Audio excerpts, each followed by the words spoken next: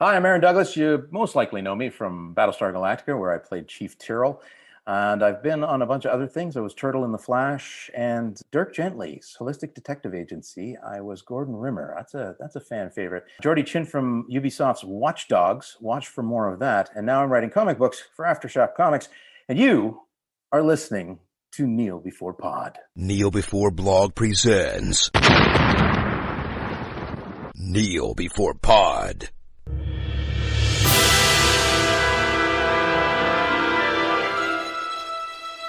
Predator. Okay, I just wanted to start that one as starkly as the film itself does.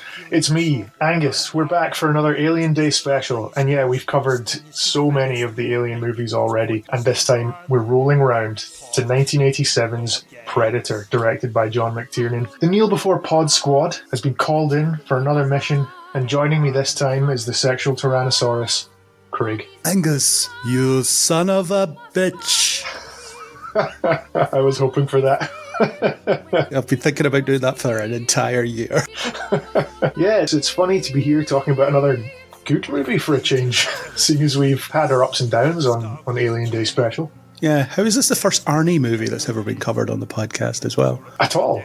Yeah, I think so. I don't think we've done one before that. This is an honour.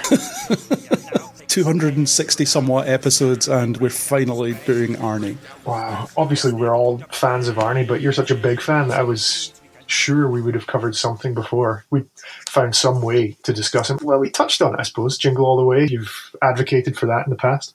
Oh no, then it is the second Arnie film, because yeah, there is an episode about Jingle All The Way. I'm wrong. There we go. First mainstream proper Arnie movie. From sort of prime era. Yeah, prime Arnie. So I'm kind of accurate. We'll give me that. Yeah, so here we are, Predator. You must be excited as well to talk about a film that's fun to watch. Yeah, it's good to be talking about good movies. Shall we start with some spoiler-free thoughts, as is the tradition? We should, yeah. That's what we usually do. All right, let's hear it. I really enjoyed this movie. It's been a few years since I watched it, actually. It's one that I just don't revisit all the time. And I think it's better for it because every time I watch it, I feel like I'm reconnecting with it in some way rather than just, I watch this all the time. It's really good, really well directed. It's really well written for what it is, as in it gives you everything you need. It's not going to be considered high drama or anything like that, but it's got more beneath the surface than its simplicity would suggest. Obviously, it introduces an iconic monster that still persists to this day and has yet to appear in, well, it has appeared in another good film. It's yet to appear in consistently good films, I suppose. And yeah, it's iconic. It's a classic of its day. Believe all the hype. It's that good. Yeah, I'd agree. It's interesting because I feel a lot more connected to the Alien franchise, and that's probably because I host an annual podcast covering each of them, as we have been for the last however many years. But I feel like even before that era of my life, I was less plugged into Predator. I feel like I probably saw it slightly later on in life than I'd started watching the Alien movies. And so, yeah, it's the same. I don't revisit it all that often. So much of it feels very familiar. And when you watch, it's kind of like watching the greatest hits of something because you're so used to these lines and these images. It gives me a real proper B-movie feels watching it because so much of it is quite simply done. A lot of in-camera tricks or quite straightforward guys in a jungle type stuff. And then there's the effects as well, which we'll come on and talk about. But yeah, it's a great introduction of a great cinematic monster. Yeah, definitely. And having said that about the visuals, there's also lots of interesting sounds. I'm sure you'll be choosing one of them to use as the spoiler alert. Are you suggesting we should get to the spoiler? I hope you have so many of these lined up. I'm kind of disappointed that one wasn't in an Arnie accent, though. Yeah, I'm not going to do exclusively Arnie accents. Get to the chopper! Okay. So, now that we're in spoiler territory, I'm going to rattle off some plot basics for you. As we said, it's a pretty straightforward tale of a group of soldiers, mercenaries. They seem kind of mercenary-like, but they also seem a bit more organised. They're assigned to locate a Central American cabinet minister and eliminate the region's guerrillas. Major Alan Dutch Schaefer, I don't know if you ever get Alan Schaefer anywhere in the movie, but that's his full name, leads his hand-picked squad of elite commandos into the jungle. However, they're unaware that an unidentified interstellar spacecraft has landed near them. Now, an otherwise routine rescue mission turns into a bloodbath, as ritualistically mutilated bodies found at the scene give away only one thing. Someone, or perhaps something, is hunting them for sport. When Dutch attempts to confront the extraterrestrial tracker with his combat experience, he discovers their primitive weapons are no match for the creature's state-of-the-art weaponry. Does the outgunned and outmatched squad stand a chance against the ultimate hunter, the Predator? So there you have it. Yeah, guys get dropped into a jungle. They think they're on a mission to do one thing, and everything goes badly wrong once they encounter this alien presence. Yeah, like I say, it's a simple plot, and it's interesting that the film starts out as not being about them hunting down this not urban because they're in the jungle, but this myth almost, because it could almost have been, there's a myth about a monster picking people off in the rainforest in this fictional country. It's a Central American country, isn't it? Yeah, and is it canonically Valverde? Is this the same country that Commando takes place in? And there's various other films that have used this as a setting.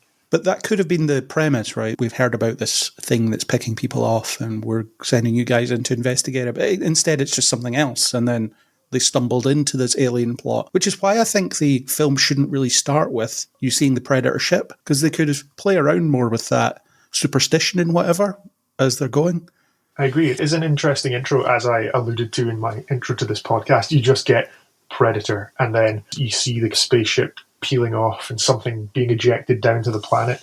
So you're already kind of set up for something sci-fi is going on. And it's interesting that it's probably about 20 minutes or so into the film before you even get a hint of the Predator or any kind of POV from its perspective. Yeah, it's a homage to The Thing, that opening shot as well, where the same thing happens, and it shouldn't be in The Thing either. Yeah, you kind of want to spin that mystery out for as long as possible. Yeah. Because you have one of the characters in here that is very superstitious and talking about monsters and whatever. So could have played more with that. Is it people that are well trained doing this? Is it some kind of creature? Is it some kind of mythical creature? Or is it, as it turns out, an alien? The female character they pick up along the way spins a bit more of the mythology, because I'm sure she mentions something about them coming when the weather's especially hot. So you do get a little bit of that, but it is interesting because it just kind of sprinkles it in, maybe enough to keep things interesting, but otherwise it does seem like, quite, as we've said, straightforward story of team of guys go up against an unkillable murdering machine.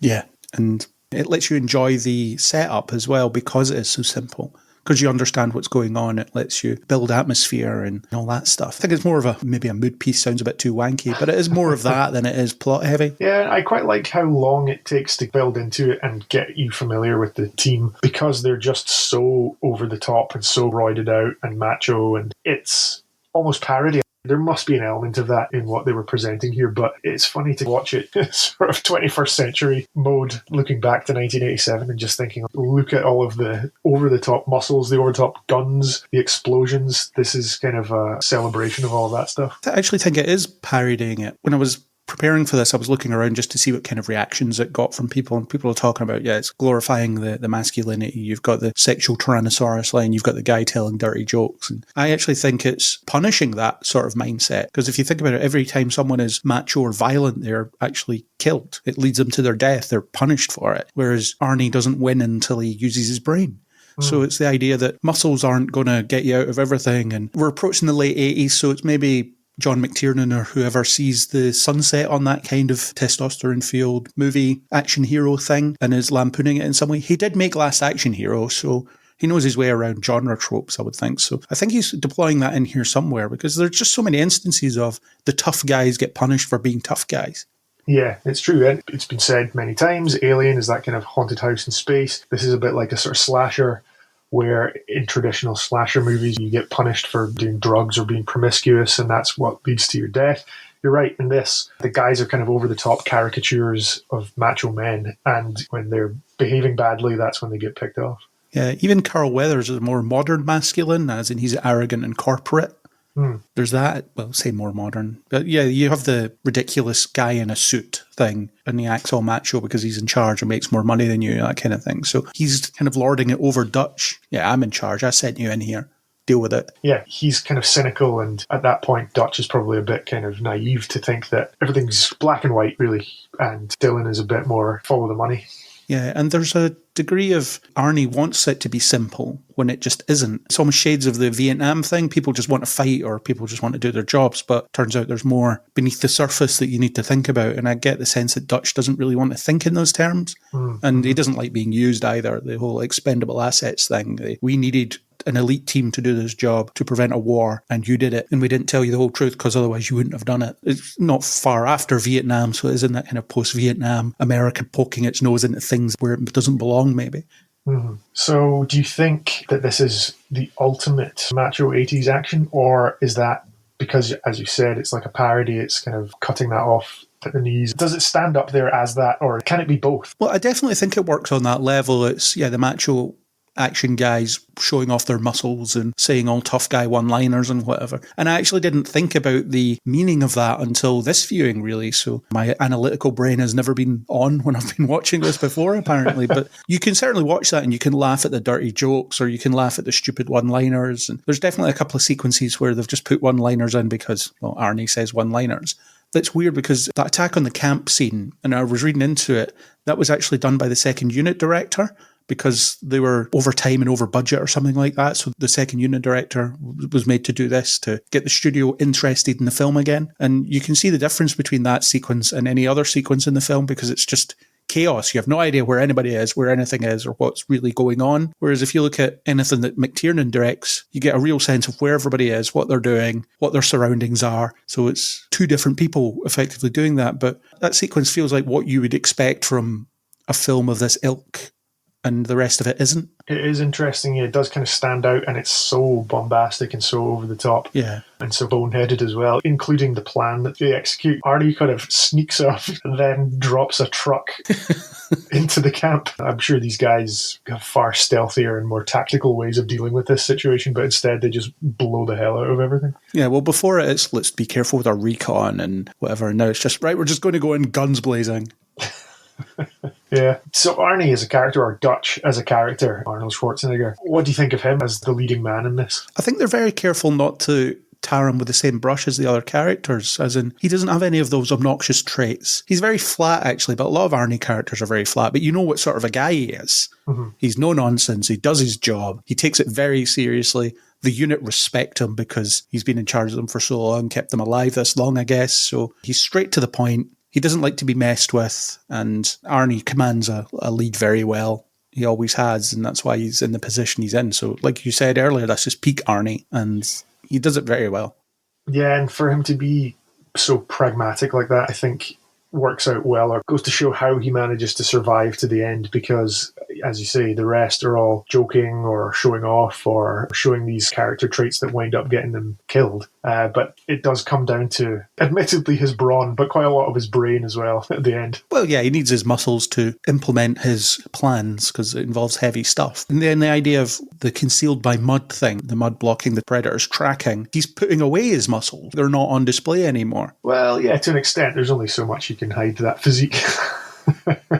Yeah, but the idea he's blending into the backdrop rather than standing out in the way that he normally would. It's true. You start off, he's got his kind of standard uniform as a costume, and then begins shedding more and more of it as the rest of them do. When they're setting up their traps and things, more and more layers come off and more muscles come out. Yeah. Again, I think it's part of that, taking a jab at the toxic masculinity action movies, the idea that, well, in the climax, we're going to cover Arnie in mud so that it's less obvious how muscular he is. Yeah, and it is interesting to think that maybe the first few times I saw this, I did treat it as just a guns, explosion, gore fest, and that was what I was enjoying about it, because I was of the age where that sort of thing appealed to me. I do find it interesting that, as you say, on this viewing, you kind of take something else from it as well and reflect upon the ways it's sort of flipping those expectations on their head. Well, the beauty of it is it doesn't condemn its audience for enjoying that sort of stuff, because that stuff is there. It's just that extra layer is there to be found if you want to look for it. Mm-hmm. Almost, but probably not quite living up to Arnie on the buff scale is Carl Weathers.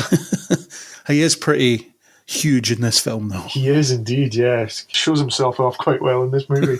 He's probably bigger than I've seen him in anything, really. Yeah, he's playing a kind of interesting... It made me think, because he's got that kind of corporate side to him, and we're thinking about this in a bit of a reflection of Alien and Aliens context. You've got the corporate character Burke in Aliens. And there's a bit of intrigue as to why Carl Weathers has roped this squad in to do his bidding. Gives them a story about what the mission is, and then it all kind of unravels a bit. He's been stringing them along. You're not really sure if you can trust him.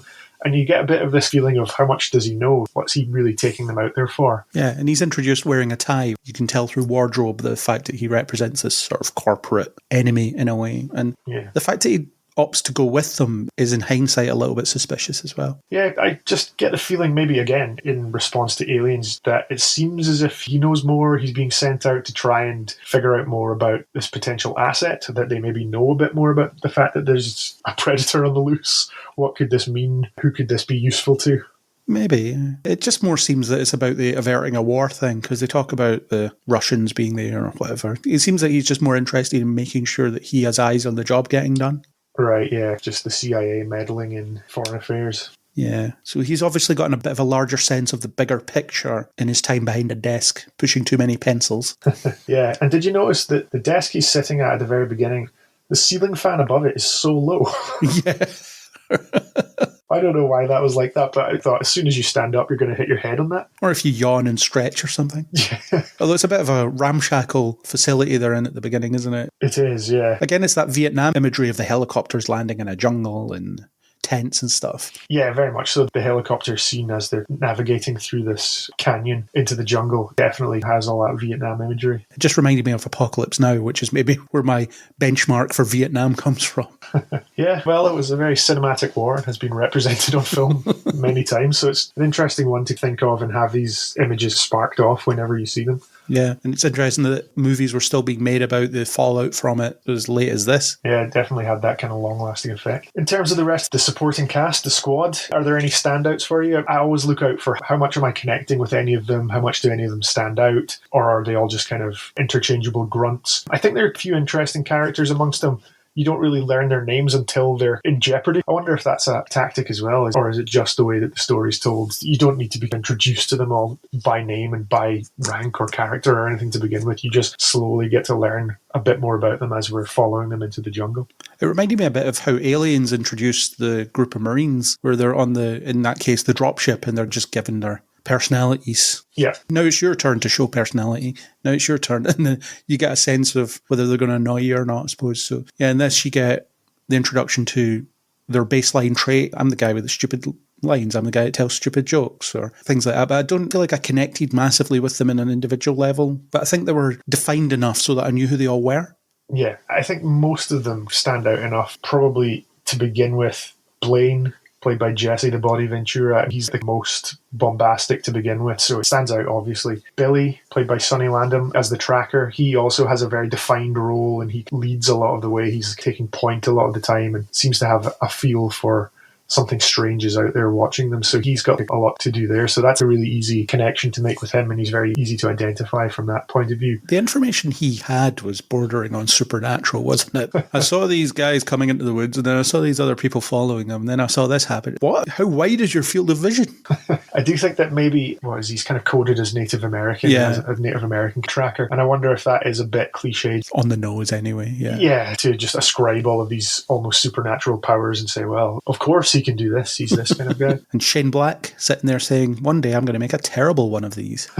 Yeah, I included Shane Black, but I think that his character was maybe one of the lesser couple of guys that kind of blend together for me. Maybe because they stand out less, as a Jesse the Body Ventura does. Yeah, he's the one that's telling all the dirty jokes. Someone I really like seeing in this, and I feel stands out to me, is Bill Duke as Mac. A really interesting, really intense character, but I think he's got a face that matches it as well. I find it really magnetic almost whenever he's on screen. He's got such an interesting face. And his affectation is he's always shaving. Yeah, but I just find that when the camera lingers on him, I can't take my eyes off the screen just because of how fascinating he is to watch. And there's a lot of the time where he's very still, but yeah, I just find that a really interesting performance.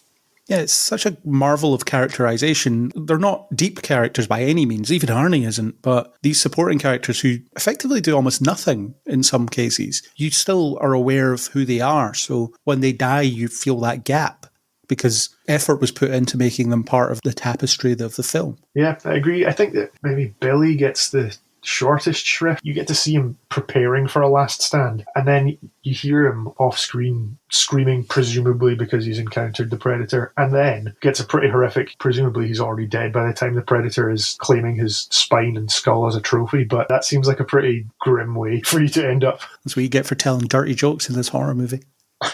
Well, yeah, he did laugh at them as well, I suppose. He sort of pauses and then gets the joke and laughs away. And we've got the token woman in an action movie as well. Elpidia Carrillo plays Anna. What do you think of her? She's probably the least distinct of them. It's weird because they could have used her much more for local knowledge. I love that Arnie's just not interested in looking after her. Carol Weathers is like, we should bring her with us. And it's like, fine, she's your baggage, not my problem. I think she has some good scenes with Arnie and stuff when she's talking about the terror that she feels. And I like that she keeps trying to escape. She's not just simply a arm candy hostage type. She's very capable. Yeah, I mean, she kind of shows Dylan up a bit as she manages to get one over on him a few times. She almost escapes, and it does make him seem a bit bungling. Despite how buff he is and how capable he seems at the beginning, he gets the wool pulled over his eyes a couple of times. He's rusty. He's been behind a desk too long. Yeah, I've been pushing too many pencils. Yeah, so in opposition to our human characters, we've got the Predator. And it's interesting from the point of view of this podcast and how many Alien and then eventually Alien versus Predator and Aliens versus Predator Requiems we've covered. This isn't our first encounter with the Predator. No, it's not. Chronologically, it should be. So what are your thoughts on the Predator as it's presented in this movie?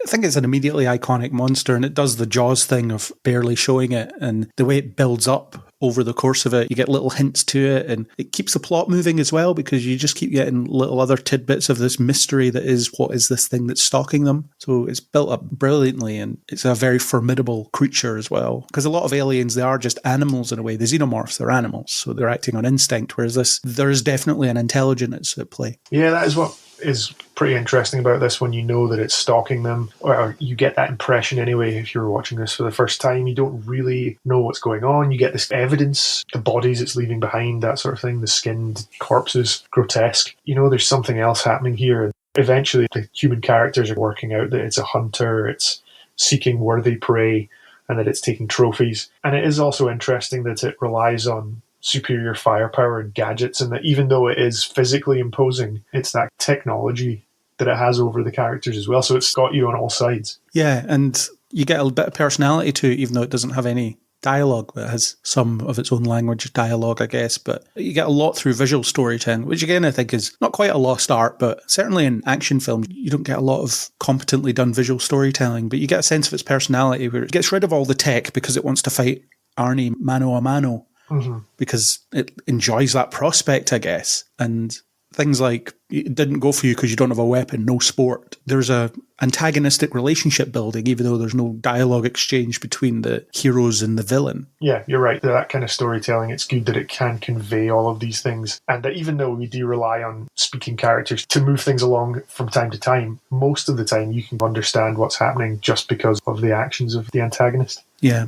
And there's other little bits as well. It's not routinely invincible until they manage to kill it. They manage to almost trap it, and it forces a retreat. And again, it's the shooting at it, just using our muscles and our guns won't help here. We have to think. And as soon as they think, they get a small victory. Yeah, and if it bleeds, we can kill it. If it bleeds, we can kill it. Yeah, what a line. What do you think of some of the effects that they were using to construct that whole Predator horror? There's the cloak, there's a fair amount of heat vision. The Predator uses voice mimicry, so you get this impression that it's reeling you in with familiar sounds and things. And it's got its own suit and armory as well. So what do you think? Is it effective? Some of the visuals might be a bit dated now, but do you think that this was a well-constructed presentation of the Predator? My brain remembers the Predator vision being a lot clearer than it actually is. Yeah. But that might be because of AVP, because I think it was much more of a heads-up display in that movie than it is here, where it is just different coloured blobs on a screen. Again, John McTiernan, great at doing the visual storytelling. He'll cut back and forth between what the Predator's looking at so you know what it's looking at. Mm-hmm. So it gets around that limitation in a way. So that works well enough, I think. And I also like that the technology isn't perfect, so it can use the thermal vision to track things, but it's not infallible. Like when you cover yourself in mud, it can't track you at all because the heat signature's blocked. The weapons are cool. The 3 dots, that's iconic. I'm going to use that word a lot on this podcast, I think. And the blade as well, the arm blade. Yeah, I think that the heat vision, I'm the same as you. You kind of have a false memory of what it looks like, or maybe it is informed by other instances we've encountered of the Predator. I like it to begin with, and I think that it's interesting. And as you say, you cut back and forward, you get almost a replay of events that we've already seen. So you're being confirmed, right, this is what the Predator is seeing. I agree that it's interesting that it's not sharp and it's not perfect all the time. It can be beaten by tactics like using the cooling mud. I found watching it this time, though, that there was maybe a bit too much of it. I like it as an intro and you get to see through the Predator's eyes, but then I just found it just maybe a bit too much, and especially towards the end when it's kind of stalking Arnie. And as you say, it's not very clear, you can't really tell. And when it's looking at this, he's camouflaged. You just get a fully red screen almost, or a fully purple screen. I can understand the limitations and what they're going for there as well, but I think on this viewing, I felt like I had a bit too much of that. I didn't really feel that. I think it was plenty, and it's kind of coloured by the fact that you already know what the Predator looks like in its deal, or at least it was for me, because you're building up anticipation for something I've already seen. It doesn't lose it, because within the context of the film, it's still very effective. It is a bit of a slow burn, then it shows you a lot towards the end, so maybe that's it. I like the first look at its hand, and you see the claw, and it's a scorpion on its wrist or something like that. Yes, it picks up the scorpion. It is the same scorpion that Mac impales off of Dylan. Yeah. I was reflecting on the cloaking effect as well. I was trying to think how impressive this would have looked back in the day, because it's however many years old now. I don't want to just tear it down for this, but some of it does look a bit funny, especially the way that it's covering what you're supposed to believe to be the Predator's movements. And again, this might be informed by later movies that we've seen, or ways that you're expecting the creature to move. But just seeing it kind of jumping about a bit in the trees doesn't seem quite as menacing now, but maybe I'm just a bit jaded. I like that the film answers whether the cloaking effect is intended just for the audience or not, because some of the characters can see the shimmer. So again, the technology isn't infallible. It's not that he's totally invisible. He's got an advantage, but if you're really looking, you can find it. And I think some shots challenge you to find it in the shot as well. I agree. It is good that it's not just a complete invisibility cloak, and that even though this is a technologically superior opponent, there are ways to combat that. And then you do get some really cool shots, like at the end when Arnie's camouflaged with the mud and it comes crawling down the tree right next to him. I feel like that's the most effective use of it. Maybe it's more the wider shots when you see it jumping from tree to tree that aren't quite as effective for me. That shot's at night, isn't it? Yeah. As well. So when it's dark, it's more effective that way. Most of the film's in daylight, which is really hard to create horror when it's broad daylight. Yeah, it's a lot of crashing through the jungle. That gave me that B-movie feeling as well of we've got a jungle set and we can just use however many different angles we need for different parts of this. The guys are at times not very tactically making their way through here. No, but they're supposed to be stealthy and quiet, but yeah, they're making a lot of noise. Even Arnie orders them no noise a couple of times. Yeah, they contradict that quite a lot. Yeah, there's only so quiet that burly, muscly men can be with the giant guns. Giant guns. Including a minigun, which is normally mounted on a helicopter. Right, you have to be super buff to be able to wield that. And as computer games have taught us, you have to walk very slowly if you're holding one. Exactly. So what do you think of the way that the Predator's ultimately defeated then? As we've said, it's technologically superior, it's massive, it's presumably very strong as well. We've seen it take out all of these buff commandos. What do you think of its ultimate end? I love that, and I love that the sequence is mostly silent, apart from the music, because it's visually showing you what's happening. So again, it's great direction in terms of building up the traps that are being set and how they're used, and it's almost Home Alone-esque, isn't it, where you see Arnie putting together these traps and then you see him use them sort of one by one. It's like, so that's what he was going to do with that. You see him practicing with a bow and arrow, and then he's going to attach an explosive to an arrow and hoist the thing up, and uses that to smash him in and stuff like that. It's masterful visual storytelling, and it's kind of counter to Arnie's shtick as well, because he is quiet for the entire sequence. He's relying on his physicality for the whole thing. Yeah, I think it's interesting the way that the movie kind of splits into thirds almost, in that you get the build-up, the intro to all the characters, you don't really know what's going on. You get the ambush, and then the squad getting picked off. And then the end is very dialogue-free. It goes back to this sort of preparation sequence, as you've said, and it is that one-on-one Arnie preparing for the final showdown. Yeah, it's interesting to become very quiet again after being a very loud and explosive movie for a bit. It's an interesting dynamic. It's almost Rambo-esque, as in First Blood. Yeah. I'm sure Arnie would hate that people make that comparison. But yeah, it's interesting that when it comes down to it, even when the Predator is smart enough to realise that it's being lured into a trap, it's still undone by a log falling on it. You can have all the technology in the world, but you can't defeat a falling heavy log. And what do you think of the final reveal of its face and its mandibles and everything? The ultimate reveal. It's been stalking us. We can't see it for such a long time. You eventually get to see it in the suit. It sheds all its weapons and its armor, and then you get the money shot almost of the creature effect. I don't think it disappoints because it would have been so easy for that to look hokey. And I'm sure you've seen the videos of the first design for the creature, the weird lizard monster that had Jean-Claude Van Damme in the suit. I don't think I have seen that. Oh, wow. You should look that up. They scrapped that pretty early on, and Stan Winston came up with this design. And yeah, it looks great. It's a practical suit, obviously. Everything stands out. It's something you'll remember, isn't it? And yeah, there's a reason that the Predator has never went away since, even if they haven't made the best films featuring it. It's in everything. There's so many crossovers with Predator, which I'm sure we'll talk about. Yeah, it's such a distinctive design, and yeah, you're right, it kind of sticks with you, and clearly when something works, it works, and people want to see more of it. It's the same sort of thing you get with Giger and the Xenomorph. It's bold, it's like something you haven't seen before, and especially when it's in one of these movies where you don't get a good look at stuff. Obviously, you do get the shot where you get the full-on, okay, this is exactly what it looks like right in the face, but you do just want to know more. And how does this work? What does it do? How does it move? It's kind of fascinating, I think. Yeah, it's a great creature. And like I said, I like that it's not invincible. There's this sequence where it cries out in pain after stitching up its leg and all that stuff. It feels fully realised for that reason. Yeah. I wonder about the laugh at the end, though, you know, when it's about to self-destruct. It's playing back a laugh from earlier in the film. Is that right? Yeah. Yeah. I wonder if it could laugh, what would it be laughing like? Yeah, we've never heard a Predator speak. Well, not using its own voice. There is in The Predator where it speaks using something. It's just interesting that it conveys kind of dark humour to Arnie at the point where it's about to blow him up, and it's sort of signaling this with this recorded laugh that I have. Almost would have been better just to hold that in and he's standing over it not knowing what's going to happen. Yeah, but unfortunately, self-destruct countdowns are universal. You can always tell. Yeah, he was able to just tell what those strange digital alarm clock looking timer was. Also, it's a weird alien thing and it's beeping. I'm probably going to get away from it as quickly as I can. Yeah. Obviously, we've already covered a couple of movies where xenomorphs and predators go up against each other, but talking kind of prime xeno, prime predator, if you're thinking about Alien, the movie, Predator, the movie, rather than Alien versus Predator, how do you think the two movie monsters stack up? I'm not sure, because the thing about the xenomorph being an animal, you can't reason with it. And in theory, you could reason with a predator, but also all the predators we've seen only want one thing. They only want to hunt. They only want a proper challenge. And this one clearly enjoys the challenge that Arnie presents to it. So I would say they're kind of on a par, to be honest. I think they're both great, but for different reasons. Yeah, I agree. I think they're almost as fascinating as each other for the reasons you've described. One is an animal, and it's just a sort of relentless insectoid, nest-building, egg-laying monstrosity that can't really be understood. I suppose it's all instinctive, and as I say, it's just kind of relentlessly coming after you in massive numbers. At least that's what we see in Aliens. And the Predator, yeah, as you say, potentially could be reasoned with. Has built technology, has arrived on a ship, has come from somewhere else. So it's the kind of other end of the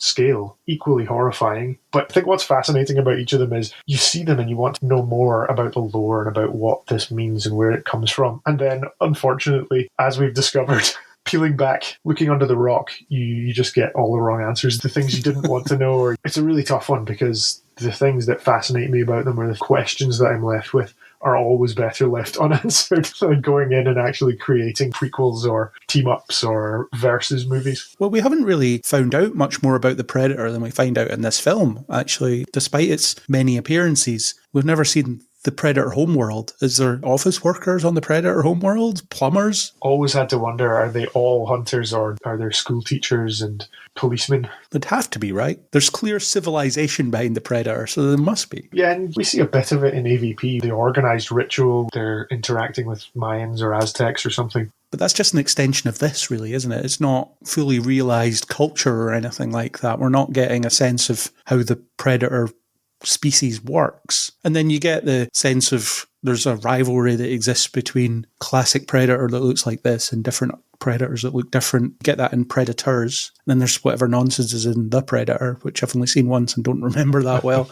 But we're still in the dark about a lot of how they work. So it seems like there's a reluctance to dive into that, whereas when you get to, say, Prometheus or Alien Covenant, there's plenty of desire to answer all these questions that you never want answered. And I don't want the answers to what's the Predator homeworld like. I'm happy with it just being Predator in different era of human history for a while. Yes, it's definitely funnier to just have a chat about than to actually ever see explored in any way. Yeah. Because nothing could ever be as satisfying, even if they do have predators that work in petrol stations or something.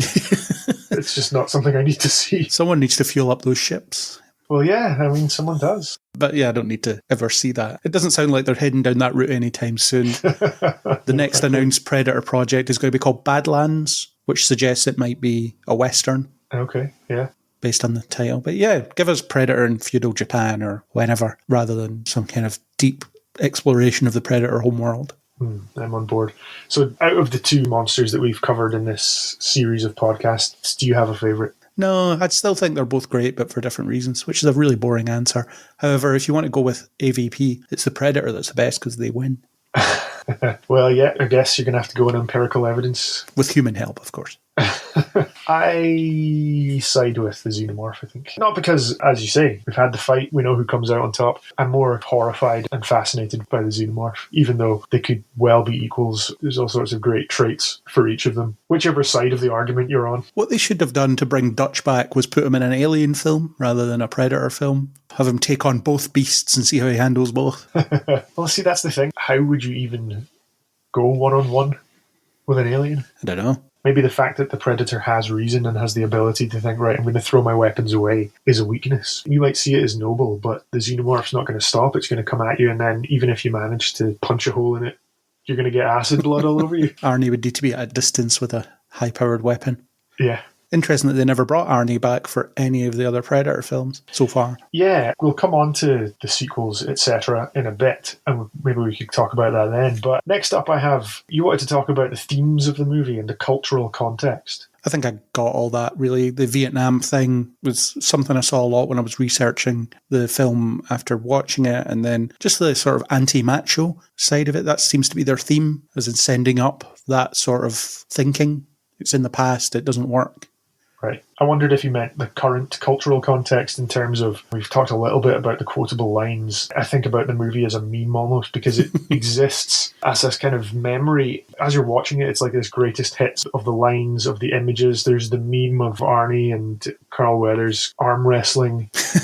It lives on through all of these things and probably is enriched by all of those things as well. I think watching it now is such an interesting experience. We quite often come back to the context of what would this have been like in the cinema on day one or when it was first out. It's very difficult to put yourself there and try and imagine seeing this for the first time without any of the rest of this, or the years and years of people quoting "Get to the chopper" or "I ain't got time to bleed" or that sort of stuff at you. It's not a keystone. It's not a massive film that I watch all the time. And yet when I do watch it, it feels so familiar because of all of this. It's like that with a lot of classic films, maybe from this era or before as well. You may think about some of the classic lines in them. You think about Die Hard, for example. When you conjure that up in your head, you might think Yippee-ki-yay and maybe some of Hans Gruber's lines, but you watch the film and there's a whole film around it. Yeah. These 80s action movies and 90s action movies or whatever, they're often mocked for just being silly, but then you watch them and there are the silly scenes, but then there is stuff beneath the surface, or there's stuff surrounding all that stuff that you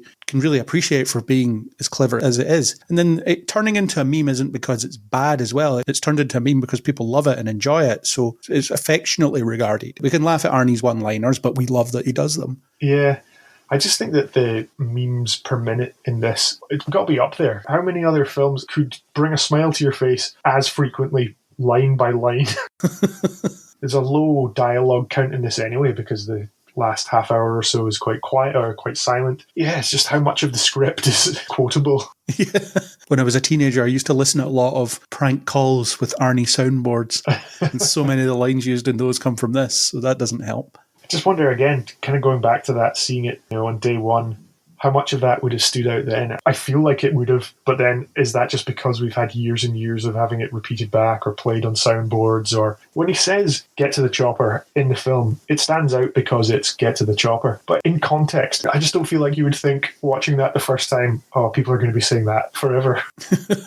Maybe it just is cumulative with all of other Arnie's stuff. I don't know how people were reacting to Arnie live at the time in terms of laughing at his line delivery and stuff, but then he was known for his one-liners, and so much so that there would be a guy that he employed, I think, who would take a look at a script and just punch it up with some of his one-liners.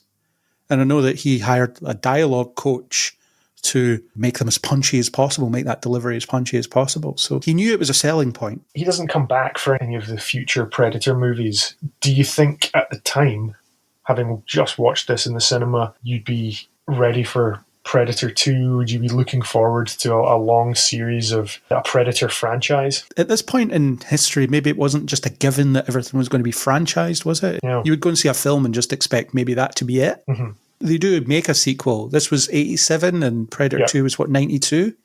90, I think. Was it 90? It was sooner than that. Okay. So 2-3 years later, you get a sequel and it doesn't even have Arnie in it. It's nothing to do with the original film, really. I think he's mentioned. This is a lot like this thing in the jungle that someone reported about, but he's not in it. I'm guessing he was offered the sequel and said no. Yeah, I suppose back then, as you say, we're looking at far fewer franchises or people getting kind of roped into deals where you're expecting to make a trilogy out of something. So when the sequel rolls around, then you might offer it to the original star, or they might not be interested, or you already know going in that you're thinking, right, well, we're going to scale this back. It's a sequel. We're going to just see how much we can do with this again. Yeah, I just think it's a very different kind of outlook or a very different approach to franchises to the way that we think about them nowadays. Yeah, but I'm surprised that they haven't tried to bring Arnie back since. Yeah, I mean, he's returned to Terminator, and has he been in more than one Expendables? Yes, he was in 3 of them. Yeah. So he's not averse to it, maybe at a different stage of his career. Yeah. And they haven't been hitting Predator as hard as they have with even Alien. So you had Predator 1 and 2, and then if you count AVPs as being part of the Predator franchise, I suppose that answered that need for a while, but it wasn't until Predators that you got a proper third one, and that was way later. Mm-hmm. Yeah, and I feel like the AVP era is almost like the sort of prequel era of Star Wars, where people have been waiting for it, talking about when are we going to see this again, and then it comes back and you think, oh, this isn't really what we wanted. And then maybe the later Predator movies are kind of the sequel era, and again, it might not be exactly what people want. I remember seeing Predators and looking forward to it because it was revisiting the iconic monster, being slightly let down. I think I've only seen it once, but I remember really enjoying it. We'll obviously cover these in years to come, so I don't want to give everything away. But yeah, it's just interesting that the appetite for them changes, and there always seems to be some rumour surfacing about what the next Alien movie is going to be, or TV show is going to be, or what the next Predator is going to be. And when it works and it's good and it's something like Prey, then that kind of gets your hopes up again, and you think, okay, maybe a Western would be good, maybe a samurai Predator movie would be good. So you never know, there could be something on the horizon. There could be, yeah, but it doesn't seem like they're as passionate about keeping this going as they are with other things. Am I just backing the popular horse by saying that I like the Alien franchise more, or the Alien Xenomorph more? Do you think that Predator is kind of secondary to the Alien franchise and fan base? It might be, although Predator has had more good films than the Alien franchise. Yeah, well, as I say, we'll see, because we'll be covering them because of that crossover. And the crossovers that we've already covered. We know that they share a universe, and that for Alien Day, it's accurate to be able to now cover Predator movies. Although next year we'll be back to an Alien movie because Romulus is out this year. Yeah, so we kind of dip into Predator and then back out for a bit. We do have more to come. Yeah, crazy. I'm not even that familiar with Predator 2. Again, I think I've only seen it once. Yeah, it's funny because it feels familiar. I don't think there'll be as many quotable lines or there will be as many memorable parts of it. No. But just as a franchise, it feels like it's been there a long time, and it feels like I should be familiar with these things. But as I say, I've seen the Alien movies far more frequently than I've seen any of the Predators. How familiar are you with all the comic book crossovers that Predator has been involved in? Stuff like fighting Batman and so on. Very unfamiliar. I'm familiar with the AVP game. Played that. You could play as a alien or a predator or a colonial marine. Yeah, there's quite a lot of AVP games, isn't there? Yeah, but I always used to side with the alien on that as well, because I just used to like running up the walls and onto the ceiling and stuff. And the Marines couldn't do that and the Predator couldn't do that. I had one of them on the PC ages ago, and I never played the PS3 one that came out. I'm sure it was fine, but I never played it. But yeah, there was Batman versus Predator, which I've read, and it's actually really good. And there's a Wolverine one that I haven't read, but I heard a bit about it. Basically, in that one, Wolverine fights this one Predator spread apart by decades, but it's always the same one. But every time he fights it, he forgot that he fought it before. Because Wolverine has memory problems, and also it's just been decades. Yeah, it's fought a lot of people. Yeah, I don't know, I fight aliens all the time. You're no different. But they did all sorts of those, and I'm sure they've done RoboCop versus Predator and all this. Any of the big ticket stuff you can imagine is probably how to go at the Predator at some point. And I imagine the Predator is always silent in these things. Yeah. So it's always just this menacing, brooding antagonist. Yeah. There was a Predator game on the PS2 as well that I had. Concrete Jungle or something like that. Don't remember that at all. I didn't get very far, but I remember having it. Yeah, so because I'm so unfamiliar with Predator 2, this one to me feels like it stands alone. Then there's the crossovers with Alien, and then the later Predator sequels came out after those, obviously. So I feel as if the crossover merges the universes, and I feel as if the Predator sequels post AVP Requiem all kind of string together into that series of films that we're covering in this series of podcasts, and that Predator itself and arguably Predator 2 kind of sit alone in their own little pocket off to the side. Well, the universe connection is made in Predator 2. At the end, when you see the inside of the Predator ship, there's a xenomorph skull in there. Okay, so maybe it is just this one has its own little compartment. Yeah, I wonder when that idea first materialised. Let's just shove this prop in here as an Easter egg or whatever. I don't know if Alien versus Predator was comics in the meantime or not. I don't know. And if it was just something that somebody decided to do as a gag or an in-joke, and look what it spawned. Yeah, I'm going to look up first AVP comic, because it started as a comic, didn't it? I believe so, yeah. 1989 to February 1990, Okay. so they would have been making Predator 2 at that point as well, wouldn't they? So maybe that's why they thought, right, well, as a nod to that, never thinking that it would go any further. Yeah. And the first game wasn't until 1999. Yes, that'll be the one. So there we go. So the thought of merging them in comics and in film possibly happened around the same time. And then you get to Pred Aliens and everything from there. Yeah, it's all a very complicated thing. And it's dubious how canon, well, definitely in terms of the Alien movies, nobody considers AVP canon. So I imagine they're not canon to the Predator movies either. I don't know, I've just explained my understanding of it. And I'm sticking with it. Well, there's nothing that actively contradicts it, I don't think. But at the same time, it is whatever.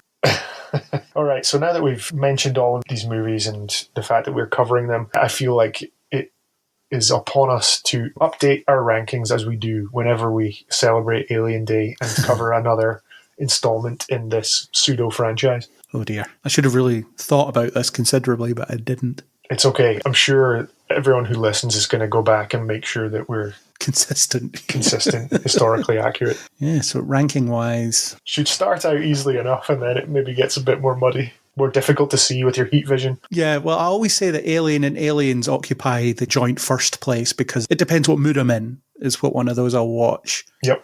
So then Predator would come after that. So it would be a very close second in terms of one or both of those movies. And then you would have AVP1 in third. And then, I don't know, it's just interchangeable after that point. I love that it just becomes a morass at the bottom of the rankings.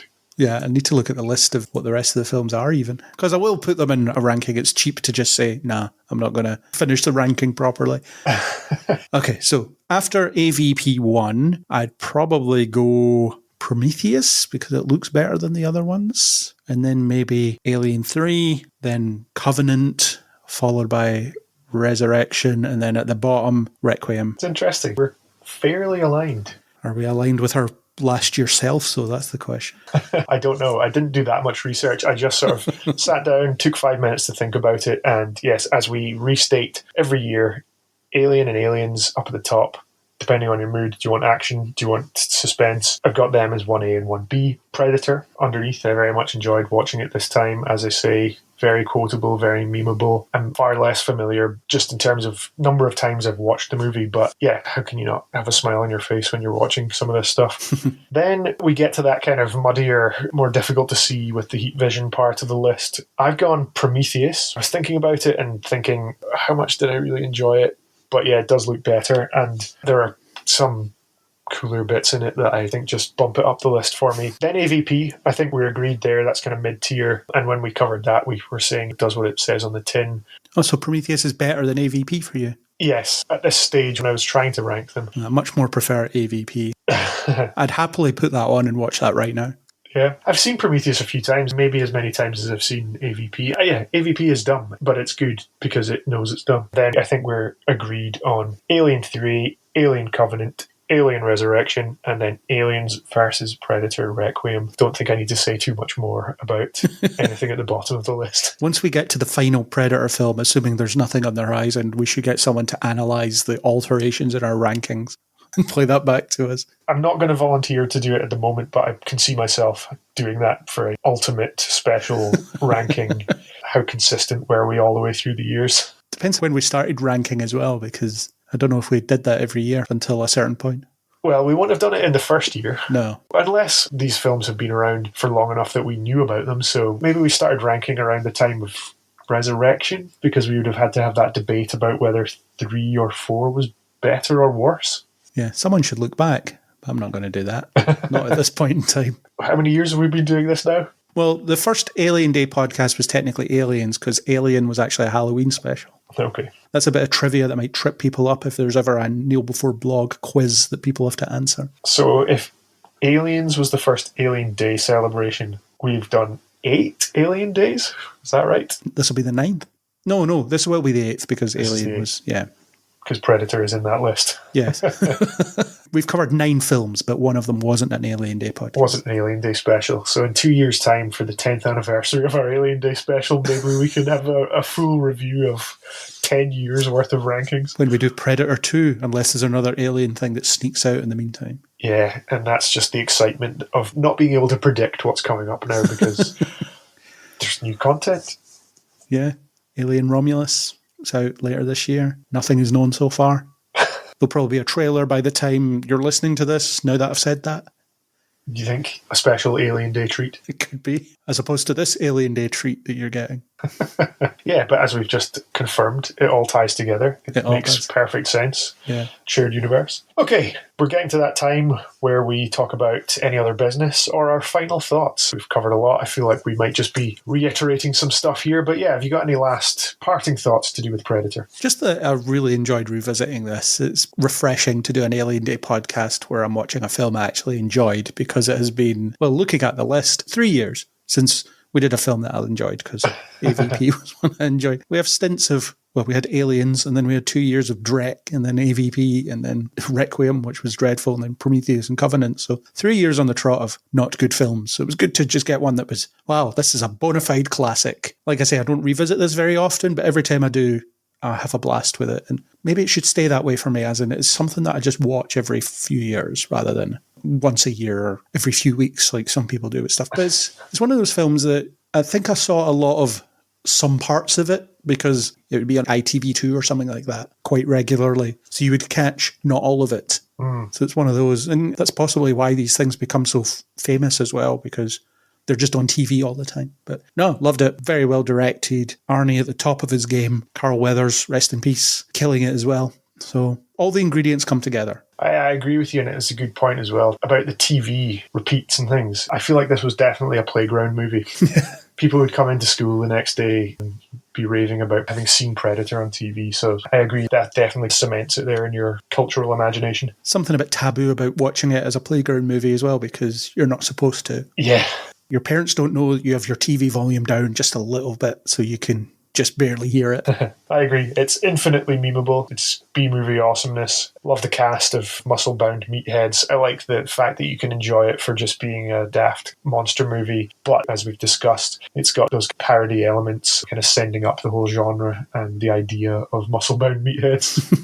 The creature, instantly iconic, fascinating to look at, fascinating to think about, introduces all kinds of questions that, as we've said, we don't want answered. But I would happily discuss what college lecturers on the Predator homeworld are like, or fuel for so many discussions. I think that the visuals are interesting. I think, as I said, maybe got a bit too much of them of the dated effects as they appear now. But yeah, it does something a bit different. Even the fact that they're a bit janky adds to the whole B-moviness of it. And of course, Arnie, the king of action, stands out, as you say, when he goes one-on-one with the Predator, and that yell he gives when he's trying to coax it over is just fantastic. Yeah. Like I say, the ingredients add up to something great.